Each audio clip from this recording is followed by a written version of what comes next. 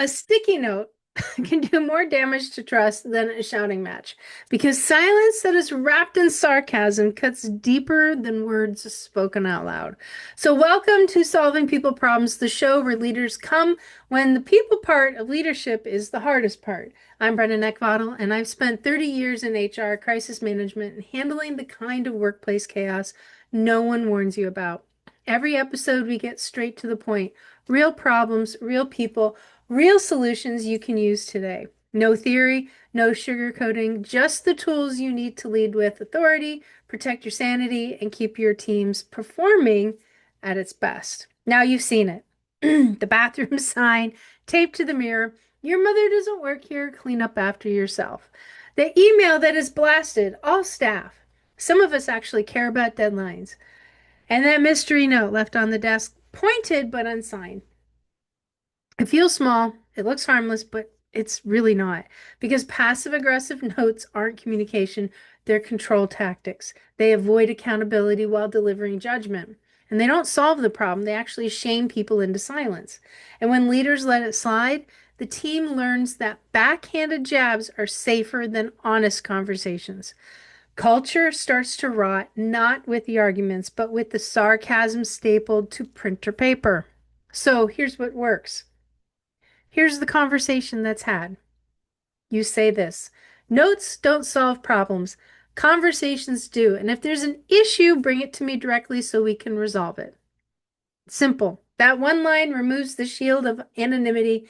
It redirects energy back to accountability, and it signals that leadership doesn't outsource conflicts to post-it notes because leadership isn't about allowing shadow communication. It's about pulling conflict into the light where it can be actually solved. Now, can we agree that every time you ignore a passive-aggressive note, you're not avoiding drama, you're endorsing it? So how many of you walked past a sign and felt the tension spike even though no one said a word? How many of you let it slide because at least they didn't start a fight, only to watch morale sink away? How many of you have felt that your authority is shrinking, knowing somebody chose sarcasm on paper instead of respect in person? Now realize this: avoidance isn't neutral, it's corrosive. And the longer you let notes speak louder than the conversations, the weaker your leadership becomes. Because you don't build trust by tolerating backhandedness, you build it by demanding directness. You don't strengthen culture by letting anonymous paper carry the weight. You strengthen it by insisting people bring their voice, not their Sharpie. And you don't lead by managing what's written in the shadows. You lead by pulling it into daylight where accountability lives. So, where in your leadership are you letting sarcasm substitute for real conversations? Where are you giving permission for anonymous voices to carry power?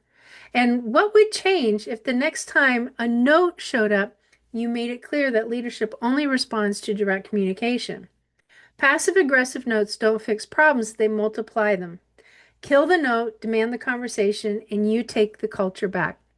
Now, that it ends. It ends now. And on October 22nd in Virginia Beach, my Leadership Unleashed live event will show you what to say, when to say it, and why it works. So tense rooms settle and your teams move.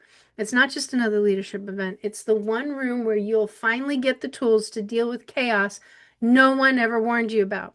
Employees who push back, performance that slips, and team dynamics that drain the ever-living life out of your leadership. So join me and two Navy SEALs for a full day of high intensity reset that'll shift how you lead under pressure. Because trust, clarity, and control, they don't happen by accident. You build them. So seats are limited. Go to leadershipunleashedlive.com and book your spot today.